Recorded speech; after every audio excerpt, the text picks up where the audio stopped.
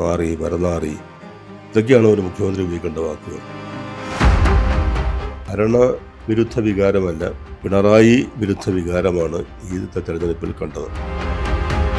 ജനാധിപത്യത്തിൽ ജനങ്ങൾ പ്രതീക്ഷിക്കുന്ന രീതിയിലുള്ള ഒരു മുഖ്യമന്ത്രിയാണോ നമുക്കുള്ളത്? ഒരു മുഖ്യമന്ത്രിയിൽ നിന്ന് പ്രതീക്ഷിക്കാത്ത വാക്കുകളും പ്രയോഗങ്ങളും നികൃഷ്ട ജീവി മുതലിങ്ങോട്ട്. CPM ഒരു ശുദ്ധീകരണം, നവീകരണം ആവശ്യമുണ്ട് എന്ന ജനങ്ങളുടെ ബോധ്യത്തിൻ്റെ അടിസ്ഥാനത്തിൽ അവർ നൽകിയ ഒരു വിധിയാണ്. തന്നെ തോൽപ്പിച്ച ജനങ്ങളോടുള്ള ഒരു യുദ്ധപ്രഖ്യാപനം കൂടിയാണ് ആ മൗനം. പിണറായിയെ ഇനി തിരുത്തേണ്ട ആവശ്യമുണ്ടെന്ന് തോന്നുന്നില്ല. അതുകൊണ്ട് പിണറായിക്ക് ഒരു തിരിച്ചുവരവ് ഉണ്ടാകും എന്ന് ഞാൻ കരുതുന്നില്ല. LDF ഒരിക്കലും വിചാരിക്കാതിരുന്നൊരു തോൽവിയും UDF ഒരിക്കലും വിചാരിക്കാതിരുന്ന ഒരു ജയവും. എന്തുകൊണ്ടായിരിക്കും ഇത്രയും വലിയൊരു ജയവും ഇത്രയും വലിയൊരു പരാജയവും ഉണ്ടാവാൻ കാരണം? ജനാധിപത്യത്തിലെ തിരഞ്ഞെടുപ്പുകളിൽ ഒരു സിറ്റുവേഷൻ പല രീതിയിൽ ആവർത്തിക്കപ്പെടുന്നത് സ്വാഭാവികമാണ്. 2021 തിരഞ്ഞെടുപ്പിൽ UDFൻ്റെ അവസ്ഥ എന്തായിരുന്നുവോ ആ അവസ്ഥയിലേക്കാണ് ഇപ്പോൾ LDF എത്തിപ്പെട്ടിരിക്കുന്നത്. 102 സീറ്റ് എന്നത് അത് അവിശ്വസനീയമായ ഒന്നല്ല. 111 സീറ്റ് വരെ കേരളത്തിൽ പോയ അവസ്ഥയുണ്ട്. പക്ഷെ ഇപ്പോൾ വലിയ തരത്തിലുള്ള പ്രചരണ കോലാഹലങ്ങളോടെ, ദൃഢനിശ്ചയത്തോടെയും ആത്മവിശ്വാസത്തോടെയും ഞങ്ങൾ ജയിക്കും, പിണറായി ഭരണസാരഥ്യം തുടരും എന്നാണ് പറഞ്ഞിരുന്നത്. അത് നടന്നില്ല. എന്തായിരിക്കാം അതിൻ്റെ കാരണം എന്ന ചോദ്യം ഇപ്പോൾ എല്ലായിടത്തും ഉയർന്നു വരുന്നുണ്ട്. ഇപ്പോൾ ധർമ്മടത്ത് പിണറായി വിജയൻ തോറ്റു വന്നിരിക്കട്ടെ, തോൽവിയുടെ വക്കുവരെ എത്തിയതാണ്. അതിലും അസ്വാഭാവികമായ ഒന്നുമില്ല. നമ്മൾ എത്രയോ തവണകളിൽ അതൊക്കെ കണ്ടിരിക്കുന്നു. നമ്മൾ ഇന്ദിരാഗാന്ധിയുടെ വരെ തോൽവി കണ്ടവരാണ്. പക്ഷെ ഇവിടെ ഇപ്പോൾ ഈ തോൽവി ശ്രദ്ധേയമാകുന്നത് അതിൻ്റെ സാഹചര്യങ്ങൾ നിമിത്തമാണ്. എന്തുകൊണ്ടത് സംഭവിച്ചു? സാധാരണഗതിയിൽ പറയുന്ന പോലെ ഭരണവിരുദ്ധ വികാരം എന്ന് പറഞ്ഞ് അവസാനിപ്പിക്കാവുന്ന ഒന്നല്ല ഇത്. ഭരണവിരുദ്ധ വികാരം ഉണ്ടായിരിക്കാം, പക്ഷെ അതല്ല ശരിയായി. കാരണം അങ്ങനെ ഒരു ഭരണവിരുദ്ധ വികാരം ആസൂത്രിതമായി ഉണ്ടാകത്തക്ക രീതിയിൽ മോശമായ ഭരണം ആയിരുന്നില്ല പിണറായി വിജയൻ്റെ കഴിഞ്ഞ 5 വർഷക്കാലം. പിന്നെ എന്താണ് അങ്ങനെ സംഭവിച്ചത്? ഞാൻ എൻ്റെ നോട്ടത്തിൽ ഒരു കാരണമേ കാണുന്നുള്ളൂ. പിണറായി ഇനി വേണ്ട എന്നൊരു തീരുമാനം ജനങ്ങൾക്കുണ്ടായി. അതെന്തുകൊണ്ടെന്ന് ചോദിച്ചാൽ അതൊക്കെ അങ്ങനെ സംഭവിക്കാം. ഇപ്പോൾ തമിഴ്നാട്ടിൽ സ്റ്റാലിൻ വേണ്ട എന്ന് തീരുമാനിച്ചു. 15 കൊല്ലമായി ഭരിക്കുന്ന മമതാ ബാനർജിയെ ബംഗാൾ ജനത വേണ്ട എന്ന് തീരുമാനിച്ചു. അതൊക്കെ സ്വാഭാവികമായി സംഭവിക്കാവുന്ന കാര്യങ്ങൾ തന്നെയാണ്. പക്ഷേ പിണറായി വിജയൻ ഇത്ര ജനപ്രിയമായ പദ്ധതികളും പരിപാടികളും ആവിഷ്കരിച്ച് നടപ്പാക്കിയ ഒരു മുഖ്യമന്ത്രി എന്തുകൊണ്ടാണ് ഇപ്രകാരം നിരാകരിക്കപ്പെട്ടത് എന്ന ചോദ്യം നമ്മൾ ചോദിക്കേണ്ടതാണ്. അതുകൊണ്ട് ഞാൻ പറയുന്നത് ഇത് ഭരണവിരുദ്ധ വികാരമല്ല, പിണറായി വിരുദ്ധ വികാരമാണ് ഈ തെരഞ്ഞെടുപ്പിൽ കണ്ടത്. അതിന് എന്താ കാരണം എന്ന് പാർട്ടി തന്നെ അന്വേഷിക്കേണ്ടതാണ്. കാരണം പാർട്ടിയാണ് പിണറായി വിജയൻ എന്ന ഏക വ്യക്തിയെ അധികാരത്തിൻ്റെ അവകാശിയായി പ്രൊജക്റ്റ് ചെയ്തത്. അതാണ് തിരസ്കരിക്കപ്പെട്ടത്. പിണറായിയുടെ എനിക്ക് തോന്നുന്നു ഒരു വോട്ടർ പോളിംഗ് ബൂത്തിലെത്തുമ്പോൾ അയാളെ സ്വാധീനിക്കുന്ന പല കാര്യങ്ങളുണ്ടാവും. കൊച്ചു കൊച്ചു കാര്യങ്ങളായിരിക്കും. വലിയ തോതിലുള്ള കിഫ്ബിയും അല്ലെങ്കിൽ മസാല ബോണ്ടും ഒന്നും അല്ല വോട്ടറെ സ്വാധീനിക്കുന്നത്. അതിൻ്റെ ഒന്നും അടിസ്ഥാനത്തിലല്ല അവർ വോട്ട് ചെയ്യുന്നത്. ചെറിയ കാര്യങ്ങളെന്ന് പറയുമ്പോൾ നമ്മുടെ മുഖ്യമന്ത്രി എങ്ങനെ സംസാരിക്കുന്നു, എങ്ങനെ പെരുമാറുന്നു, എങ്ങനെ പ്രതികരിക്കുന്നു, ജനാധിപത്യത്തിൽ ജനങ്ങൾ പ്രതീക്ഷിക്കുന്ന രീതിയിലുള്ള ഒരു മുഖ്യമന്ത്രിയാണോ നമുക്കുള്ളത്? ആ ചോദ്യം ചോദിക്കുമ്പോൾ എനിക്ക് തന്നെ നിരാശയുണ്ട്. ഞാൻ വ്യക്തമായ കാരണങ്ങളാൽ LDFന് വോട്ട് ചെയ്യുന്ന ആളാണ്. പക്ഷേ എനിക്കതിലൊരു തൃപ്തി വരുന്നില്ല. അദ്ദേഹത്തിൻ്റെ വർത്തമാനങ്ങൾ, മുഖ്യമന്ത്രി എപ്പോഴും മാതൃകാപരമായി സംസാരിക്കേണ്ട ആളാണ്. ഏറ്റവും കൂടുതൽ അദ്ദേഹത്തിൻ്റെ വീട്ടിൽ പോയി ചോദിക്കും, അല്ലെങ്കിൽ ഡാഷ് മോൻ, ഇതൊക്കെ മാന്യതയുള്ള അന്തസ്സുള്ള ഒരു ജനവിഭാഗത്തിന് അസ്വീകാര്യമായ കാര്യങ്ങളാണ്. അപ്പം അങ്ങനെയുള്ള ഒരു ഏകാധിപത്യ പ്രവണത കാണിച്ചു തുടങ്ങിയ, അമിതാധികാര പ്രവണത കാണിച്ചു തുടങ്ങിയ ഒരു മുഖ്യമന്ത്രിയെ, ഇവിടെ ഒരു സംസ്ഥാന മുഖ്യമന്ത്രിക്ക് അങ്ങനെ ഏകാധിപതിയൊന്നും ആകാൻ കഴിയില്ല എന്ന് പറഞ്ഞാൽ പോലും നമുക്കിനി വേണ്ട. CPM ഒരു ശുദ്ധീകരണം, നവീകരണം ആവശ്യമുണ്ട് എന്ന ജനങ്ങളുടെ ബോധ്യത്തിൻ്റെ അടിസ്ഥാനത്തിൽ അവർ നൽകിയ ഒരു വിധിയാണ് LDF ഇപ്പോൾ അനുഭവിക്കുന്നത്.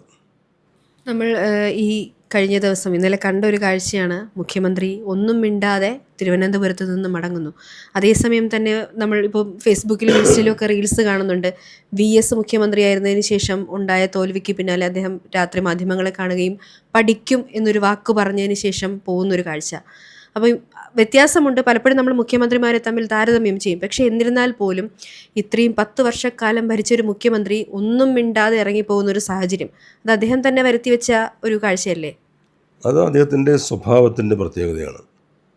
തന്നെ തോൽപ്പിച്ച ജനങ്ങളോടുള്ള ഒരു ഒരു യുദ്ധപ്രഖ്യാപനം കൂടിയാണ് ആ മൗനം. ഇപ്പോൾ അമേരിക്കയിൽ പ്രസിഡന്റ് തിരഞ്ഞെടുപ്പ് നമ്മൾ കാണാറുണ്ട്. ഒരു സ്ഥാനാർത്ഥി ഏതായാലും തോക്കുമല്ലോ, ഒരാളെ ജയിക്കൂ. പക്ഷെ ആ തോറ്റുകൊണ്ടിരിക്കുന്ന സ്ഥാനാർത്ഥി തോൽവി സുനിശ്ചിതമാണ് എന്നറിയുന്ന നിമിഷം മാധ്യമങ്ങളുടെ മുന്നിൽ വന്ന് ആ തോൽവി സമ്മതിക്കുകയും ഔപചാരികമായി എല്ലാവർക്കും നന്ദി പറയുകയും നന്നായി നമുക്ക് അടുത്ത പ്രാവശ്യം പ്രവർത്തിക്കാം എന്നൊരു ഉറപ്പ് കൊടുക്കുകയും ചെയ്യും. പിണറായി വിജയൻ മിണ്ടാതെ പോയപ്പോൾ അത് അദ്ദേഹത്തിൻ്റെ പാർട്ടി, ആ പാർട്ടിയുടെ വിജയത്തിന് വേണ്ടി പ്രവർത്തിച്ച പ്രവർത്തകരെ കൂടിയാണ് നിരാശപ്പെടുത്തിയത്. എന്താണ് നമ്മൾ സ്വീകരിക്കേണ്ട നിലപാട്? ജനങ്ങളുടെ മുന്നിൽ നമ്മൾ ഏത് രീതിയിൽ ആണ് സ്വയം അവതരിക്കേണ്ടത്? അത് പറയാനും ബുദ്ധിമുട്ടുള്ളത്. പിണറായി വിജയന് അപ്രമാദിത്വമൊന്നുമില്ല, ഒരിക്കലും തോൽക്കില്ല എന്നുവല്ലതും പറയാൻ പറ്റുമോ? തോറ്റു, ഞാൻ ആ തോൽവി സമ്മതിക്കുന്നു. അതിന് ഈ പഴയ കാലം പോലെയുള്ള മാധ്യമങ്ങളുണ്ടല്ലോ, അവരുടെ മുമ്പിൽ നിന്ന് സംസാരിച്ചാൽ ആ പ്രശ്നം തീരും. ആരും അദ്ദേഹത്തെ അതിനിശ്ചിതമായ രീതിയിൽ ചോദ്യങ്ങൾ ചോദിച്ച് ബുദ്ധിമുട്ടിലാക്കിയൊന്നുമില്ല. അപ്പോൾ അതിൻ്റെ മനോഭാവമാണത്. ഇനി ഞാൻ ആരോടും ആൻസറബിൾ അല്ല എന്നുള്ളത്. ഒരു ചാനൽ മൈക്കിന് മുന്നിൽ സംസാരിക്കുക എന്ന് പറഞ്ഞാൽ ഇന്നത്തെ കാലത്ത് അതൊരു അക്കൗണ്ടബിലിറ്റിയുടെ ഭാഗമാണ്. ഞാൻ ആ അക്കൗണ്ടബിലിറ്റിക്ക് വിധേയനല്ല എന്ന ഒരു നിലപാടിലേക്ക് ഒരാൾ എത്തിയാൽ അതിൻ്റെ അർത്ഥം ആ വ്യക്തിയിൽ സമഗ്രാധിപത്യ പ്രവണത തുടങ്ങിയിരിക്കുന്നു എന്നാണ്. അതുകൊണ്ട് അങ്ങേയറ്റം മോശമായ ഒരു രീതിയായിപ്പോയി. ഇനിയിപ്പോൾ 5 വർഷം കഴിഞ്ഞേ തിരഞ്ഞെടുപ്പുള്ളൂ. എങ്കിൽ പോലും അന്നും പിണറായിയുടെ നിലപാട് അദ്ദേഹം മത്സര രംഗത്ത് വരികയാണെങ്കിൽ ഇപ്പോഴത്തെ അവസ്ഥയിൽ എന്ത് സംഭവിക്കാമല്ലോ. നമുക്ക് അതൊരു സ്വീകാര്യമായ മാതൃകയല്ല പിണറായി വിജയൻ കാണിച്ചു തരുന്നത്. പാർട്ടി എത്തരത്തിലായിരിക്കും ഒരു തീരുമാനം എടുക്കുക, പ്രതിപക്ഷ നേതാവ് ആരായിരിക്കും എന്നുള്ളതാണ് ഇപ്പോൾ നടക്കുന്ന ചർച്ച. പിണറായി വിജയൻ തന്നെയാണെങ്കിൽ അത് ഇതിലും വലിയൊരു അബദ്ധത്തിലേക്കായിരിക്കില്ലേ പോകുക എന്നുള്ളൊരു ചർച്ചയും നടക്കുന്നുണ്ട് സമാനമായി. പിണറായി വിജയനെ പ്രതിപക്ഷ നേതാവായി കാണാൻ ഞാൻ ഇഷ്ടപ്പെടുന്നില്ല. ഞാൻ EK നായനാരുടെ മന്ത്രിസഭയുടെ കാലത്ത് MLA ആയിരുന്നപ്പോൾ അന്ന് പിണറായി വിജയൻ പാർട്ടി സെക്രട്ടറിയായി. ആ കാലത്ത് അദ്ദേഹം ഒരു ദിവസം പോലും സഭയ്ക്കകത്ത് വന്നിട്ടില്ല. അദ്ദേഹം പുറത്ത് ആ ലോബിയിൽ വന്ന് രജിസ്റ്റർ ഒപ്പിട്ട് മടങ്ങും. പിന്നീട് മന്ത്രി അതിന് ശേഷമാണ് അദ്ദേഹം സഭയ്ക്കകത്ത് വരാൻ തുടങ്ങിയത്. എന്നതുപോലെ 10 കൊല്ലം മുഖ്യമന്ത്രി എന്ന നിലയിൽ വലിയ പിന്തുണയോടെ, MLA-മാരുടെ വലിയ പിന്തുണയോടെയും സംരക്ഷണത്തിലും കഴിഞ്ഞിരുന്ന പിണറായിക്ക് ഒരു ചെറിയ സംഖ്യ അംഗങ്ങളുടെ പിന്തുണയോടെ പ്രതിപക്ഷ നേതാവായി കഴിയാൻ സാധിക്കും എന്ന് ഞാൻ കരുതുന്നില്ല. പിണറായി മാറി നിൽക്കുന്നതാണ് നല്ലത്. പകരം ആര് എന്ന ചോദ്യത്തിന് അധികം പേരുകളൊന്നും പാർട്ടിക്കില്ല. എങ്കിലും ഉള്ള പേരുകൾ KN ബാലഗോപാലിൻ്റെ പേര് കേൾക്കുന്നു. അത് നല്ല ഒരു ചോയ്സാണ്. അങ്ങനെ ആരെങ്കിലും വന്നാൽ പാർട്ടിയുടെ നവീകരണ പ്രക്രിയയുടെ തുടക്കമായി നമ്മൾ അതിനെ കാണേണ്ടി വരും, അതിനെ കാണാൻ കഴിയും. അങ്ങനെയാണ് പാർട്ടി നവീകരിക്കേണ്ടത്. ഈ പഴയ കുറേ ആളിലൊക്കെ പോകട്ടെ, അവരുടേതായ ശാഠ്യങ്ങളും ഈർഷ്യയും അതൊക്കെ ആധുനിക കാലത്തിന് യോജിച്ചതല്ല. അതുകൊണ്ട് പുതിയ ആളുകൾ വരട്ടെ. പാർട്ടി അതിനുവേണ്ടി പാർട്ടി എടുക്കുന്ന തീരുമാനങ്ങൾ പോലും പിണറായിക്ക് വേണ്ടി ഒഴിവാക്കി കൊടുത്തു. അപ്പോൾ 2 ടേം എന്നുള്ളത് അത് പിണറായിക്ക് ബാധകമാക്കിയില്ലല്ലോ. അതുപോലെ തന്നെയാണ് മറ്റ് പല കാര്യങ്ങളും. പ്രായപരിധി, ബാക്കി എല്ലാവർക്കും പ്രായപരിധി ഉള്ളപ്പോൾ പിണറായിക്ക് അത് ബാധകമല്ല. അപ്പോൾ വ്യവസ്ഥകളും ഒക്കെ ഉണ്ടാക്കുകയും അതിൽ നിന്ന് ഒരാളെ എല്ലാറ്റിൽ നിന്നും പൂർണ്ണമായും ഒഴിവാക്കി കൊടുക്കുകയും ഒക്കെ ചെയ്യുമ്പോൾ അവിടെയൊക്കെ പ്രശ്നങ്ങളുണ്ട്. നിയമം എന്ന് പറയുന്ന എല്ലാവർക്കും ഒരുപോലെ ബാധകമാകേണ്ട ഒന്ന് തന്നെയാണ്. അതുകൊണ്ട് പാർട്ടി കുറേ കൂടി സജീവമായി ഇടപെട്ടിരുന്നുവെങ്കിൽ ഈ അവസ്ഥ ഉണ്ടാകുമായിരുന്നില്ല. കമ്മ്യൂണിസ്റ്റ് മുഖ്യമന്ത്രിയെ സംബന്ധിച്ച് കമ്മ്യൂണിസ്റ്റ് പാർട്ടിക്ക് വലിയ നിയന്ത്രണമുണ്ട്. പാർട്ടി സെക്രട്ടറി ആ മുഖ്യമന്ത്രിയുടെ മേൽ അദൃശ്യമായ എന്ന് പറയുന്നില്ല, എല്ലാവരും അംഗീകരിക്കുന്ന രീതിയിലുള്ള നിയന്ത്രണമുണ്ട്. ഇവിടെ കോടിയേരി ബാലകൃഷ്ണന് ശേഷം അങ്ങനെ ഒരു അവസ്ഥ ഇല്ലാതായി. ഇപ്പോഴത്തെ സെക്രട്ടറി MV ഗോവിന്ദൻ, ഒന്ന് അദ്ദേഹം പിണറായി വിജയൻ്റെ മുന്നിൽ അങ്ങനെ അസർട്ട് ചെയ്ത് സംസാരിക്കാൻ പ്രാപ്തിയുള്ള ആളല്ല. മറ്റൊന്ന്, അദ്ദേഹം ഏതെങ്കിലും വിഷയത്തിൽ അങ്ങനെ ഒരു ഇടപെടൽ നടത്തിയതായിട്ടും നമുക്കറിവില്ല. ഈ പിണറായിയുടെ ഭരണകാലത്ത് ആകെ ഒരു തിരുത്തൽ ഉണ്ടായത് അത് CPIയുടെ ഇടപെടലായിരുന്നു. അത് CPIയുടേതായ രാഷ്ട്രീയ കാരണങ്ങളും അതിലുണ്ടായിരുന്നു. അതിന് പകരം നമ്മുടെ പാർട്ടിക്ക് തന്നെ അങ്ങനെ ഒരു തിരുത്തൽ സംവിധാനം ഉണ്ടാകേണ്ടതായിരുന്നു. ഒരു കാരണത്തിലും അത് പ്രവർത്തിച്ചില്ല. ആരും ഒന്നും ചൂണ്ടിക്കാണിച്ചില്ല, ഒന്നും തിരുത്തപ്പെട്ടതുമില്ല. അതിൻ്റെ ഒരു ഫലമാണിപ്പോൾ അനുഭവിക്കുന്നത്. എന്തുകൊണ്ടായിരിക്കും അങ്ങനെ ഒരു പാർട്ടിക്ക് നിയന്ത്രിക്കാൻ കഴിയാതെ പോയത്? പിണറായി എന്നൊരു വ്യക്തിയെ, ഒരു പ്രസ്ഥാനത്തിന് എന്തുകൊണ്ടായിരിക്കും നിയന്ത്രിക്കാൻ കഴിയാതെ പോയത്? അദ്ദേഹം പാർട്ടിയെ നിയന്ത്രിക്കുന്ന ഒരു കാഴ്ചയാണ് നമ്മൾ പലപ്പോഴും കണ്ടിട്ടുള്ളത്. അതിൻ്റെ ഒരു ചരിത്രത്തിൽ നിന്നൊരു ഉദാഹരണം എടുക്കുകയാണെങ്കിൽ സ്റ്റാലിന് മുന്നിൽ ആരും സംസാരിക്കാൻ തയ്യാറാകുമായിരുന്നില്ല. അങ്ങനെ സ്റ്റാലിൻ അന്ന് ഏകാധിപതിയായിരുന്നു. ഇതൊരു സംസ്ഥാനത്തിൻ്റെ വിഷയമായതുകൊണ്ട് ഏകാധിപതി എന്ന് പറയുന്നില്ല. എങ്കിലും അമിതാധികാരം പ്രയോഗിക്കുന്ന ഒരാൾ, സ്റ്റാലിൻ്റെ മനസ്സോടെ പ്രവർത്തിക്കുന്ന ഒരാൾ, അങ്ങനെയുള്ള ഒരാളോട് മുഖത്തോട് മുഖം നോക്കി അങ്ങ് ചെയ്യുന്നത് തെറ്റാണ് എന്ന് പറയുന്നതിനുള്ള ഒരു ശക്തി വേണമല്ലോ. പാർട്ടി സെക്രട്ടറിക്ക് ആ ശക്തി കൊടുക്കുന്നത് ജനങ്ങളാണ്, പാർട്ടിയാണ്. പക്ഷെ ആ ശക്തിയുടെ വലിപ്പം തിരിച്ചറിഞ്ഞ് അത് പ്രയോഗിക്കുന്ന കാര്യത്തിൽ പാർട്ടിയും പാർട്ടി സെക്രട്ടറിയും പരാജയപ്പെട്ടു. കോടിയേരി ബാലകൃഷ്ണൻ ഉണ്ടായിരുന്നെങ്കിൽ ഈ ഒരു തോൽവി ഇത്രയും ഭയാനകമാകുമായിരുന്നു, അതോ ഇങ്ങനൊരു തോൽവി ഉണ്ടാകുമായിരുന്നില്ലേ? എന്ത് സംഭവിക്കുമായിരുന്നു എന്ന് നമ്മളിപ്പോൾ പറയുന്നതിന് അർത്ഥമില്ല. എങ്കിലും കോടിയേരി ഉണ്ടായിരുന്നെങ്കിൽ അതൊരു സാന്ത്വനം ആകുമായിരുന്നു.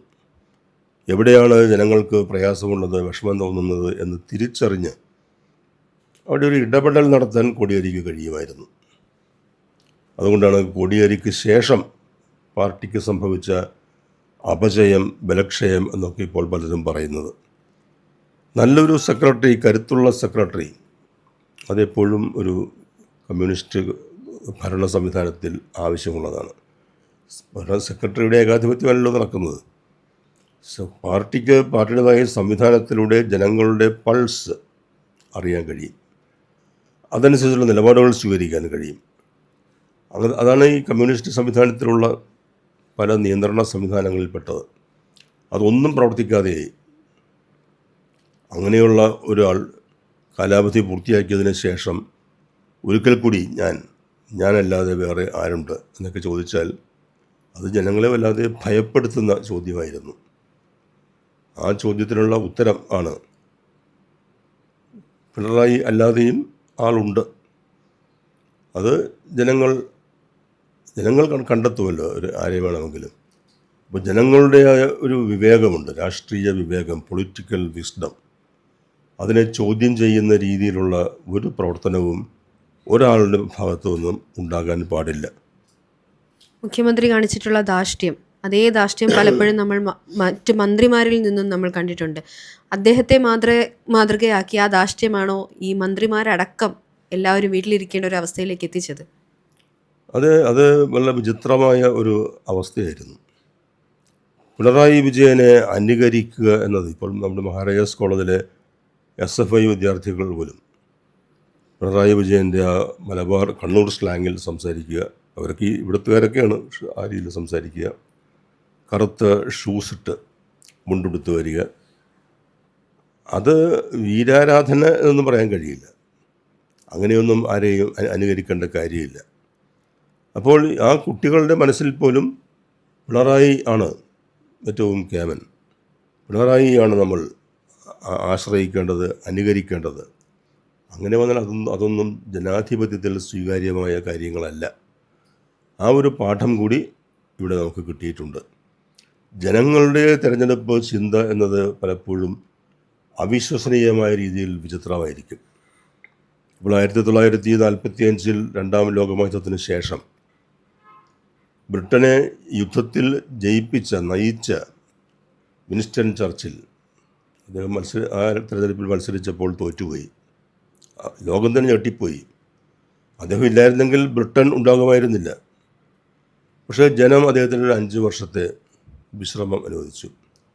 അതിനുശേഷമാണ് അദ്ദേഹത്തെ വീണ്ടും തിരഞ്ഞെടുത്ത് പ്രധാനമന്ത്രിയാക്കിയത്. അപ്പോൾ അതിൻ്റെ പാഠം എന്താണ്? ജനാധിപത്യത്തിൽ ആരും അനിവാര്യരല്ല, അനിവാര്യമായ ഒരു സാഹചര്യവുമില്ല. ജനങ്ങളുടെ വില കുറച്ച് കാണരുത്, ജനങ്ങളുടെ വിവേകത്തിൽ പൂർണ്ണമായും ശരണമർപ്പിക്കണം. അങ്ങനെ ഒട്ടേറെ പാഠങ്ങളുണ്ട്. അതെല്ലാം ധിക്കരിച്ചുകൊണ്ട് പൊതുമണ്ഡലത്തിൽ ഒരാൾ ചോദ്യം ചോദിച്ചാൽ ഉത്തരം പറയാം, പറയാതിരിക്കാം. അതിന് പല രീതികളുമുണ്ട്. ഇപ്പോൾ EK നായർക്ക് തന്നെ നല്ല ഉദാഹരണമാണ്. അത്തരം സിറ്റുവേഷനിൽ പ്രകാരമാണ് കൈകാര്യം ചെയ്യേണ്ടത് എന്നതിന്. അതിനു പകരം വീട്ടിൽ പോയി ചോദിക്കുക എന്ന് പറഞ്ഞാൽ, അത് നമ്മുടെ നാട്ടിൻപുറത്തൊക്കെ ആളുകൾ തല്ലുപിടിക്കുമ്പോൾ ഉപയോഗിക്കുന്നൊരു പ്രയോഗമാണ്, വീട്ടിൽ പോയി പള്ളിയിൽ പോയി പറയുന്നൊക്കെ. മുഖ്യമന്ത്രി ആ നിലവാരത്തിൽ സംസാരിച്ചാൽ പോരാ. അതുകൊണ്ട് എൻ്റെ വിലയിരുത്തലിൽ ആദ്യത്തെ പ്രശ്നം മുഖ്യമന്ത്രിയുടെ സംസാരമാണ്, സംസാര രീതിയാണ്. അത് നാവ് വഴക്കമാണ് എന്നും പറഞ്ഞിട്ട് കാര്യമില്ല. ഒരു മുഖ്യമന്ത്രിയിൽ നിന്ന് പ്രതീക്ഷിക്കാത്ത വാക്കുകളും പ്രയോഗങ്ങളും എത്ര എണ്ണം നമുക്കൊരു ലിസ്റ്റ് എടുത്തു വച്ച് വായിക്കാം. നികൃഷ്ടജീവി മുതലിങ്ങോട്ട്, നാറി, പരനാറി, ഇതൊക്കെയാണ് ഒരു മുഖ്യമന്ത്രി ഉപയോഗിക്കേണ്ട വാക്കുകൾ. അപ്പോൾ അതെല്ലാം ജനങ്ങളുടെ മനസ്സിൽ അവരങ്ങനെ ഓർത്തു വയ്ക്കുന്നുണ്ട്. അവസരം കിട്ടുമ്പോൾ അത് ഉപയോഗിക്കും. പിന്നെ എന്നെ അത്ഭുതപ്പെടുത്തുന്നത് കേരളത്തിലെ വോട്ടർമാർ മഞ്ചേശ്വരത്ത് മുതൽ പാറശാല വരെ എപ്രകാരമാണ് ഒരേ രീതിയിൽ ചിന്തിക്കുകയും പ്രതികരിക്കുകയും ചെയ്തത്. അതൊരു അത്ഭുതം. അതിന് ഉത്തരം പറയാൻ കഴിയില്ല. രഹസ്യമായി ചെയ്യുന്ന ഒരു വോട്ട്, ആ വോട്ട് വലിയ മാറ്റം വരുത്തുന്ന വോട്ടാണ്. അത് രഹസ്യമായി തന്നെയാണ് ജനങ്ങൾ ആ വോട്ട് ചെയ്ത് പൊട്ടിച്ച് കണക്ക് കൂട്ടി എണ്ണമെടുത്ത് വന്നപ്പോൾ അവിടെ ഒരു പൊതുവായ ഒരു ധാര ഉണ്ട് അവിടെ. അതൊക്കെ ജനാധിപത്യത്തിൻ്റെതായ ചില വിസ്മയങ്ങളും അത്ഭുതങ്ങളുമാണ്. ആ ജനാധിപത്യത്തെ അംഗീകരിക്കാൻ തയ്യാറാകാത്ത ഒരു മുഖ്യമന്ത്രിയായി പിണറായി വിജയൻ ചിത്രീകരിക്കപ്പെട്ടു എന്നതും നിർഭാഗ്യകരമായ അവസ്ഥയാണ്. കാരണം അദ്ദേഹം ഒരു നല്ല അഡ്മിനിസ്ട്രേറ്ററാണ്. പ്രതിസന്ധി ഘട്ടത്തിലൊക്കെ നമ്മൾ കണ്ടതാണ്, കോവിഡ് കാലത്തും പ്രളയകാലത്തുമൊക്കെ. അദ്ദേഹം ധാരാളം നല്ല കാര്യങ്ങൾ ചെയ്തിട്ടുണ്ട്, ആനുകൂല്യങ്ങൾ നൽകിയിട്ടുണ്ട്. പക്ഷെ അതെല്ലാം ഒരുമിച്ച് വോട്ടാവും എന്ന് കരുതിയാൽ അവിടെ തെറ്റി. ജനങ്ങളതൊക്കെ മാറ്റിവെക്കും. ഇവിടെ ഈ മുഖ്യമന്ത്രി എങ്ങനെയിരിക്കും, അദ്ദേഹം തുടർന്നാൽ മതിയോ എന്ന് അവർ ആലോചിക്കുമ്പോൾ അവർക്ക് ഒരു നെഗറ്റീവായി ചിന്തിക്കുന്നതിന് പ്രേരകമായ, അതിനെ സാധൂകരിക്കുന്ന ധാരാളം കാരണങ്ങൾ ഉണ്ടായിരുന്നു. പിണറായിയാണോ തിരുത്തപ്പെടുക അതോ പാർട്ടിയാണോ? ഒരു പ്രായം കഴിഞ്ഞാൽ പിന്നെ തിരുത്താൻ ബുദ്ധിമുട്ടാണ്. പിണറായിയെ ഇനി തിരുത്തേണ്ട ആവശ്യമുണ്ടെന്ന് തോന്നുന്നില്ല.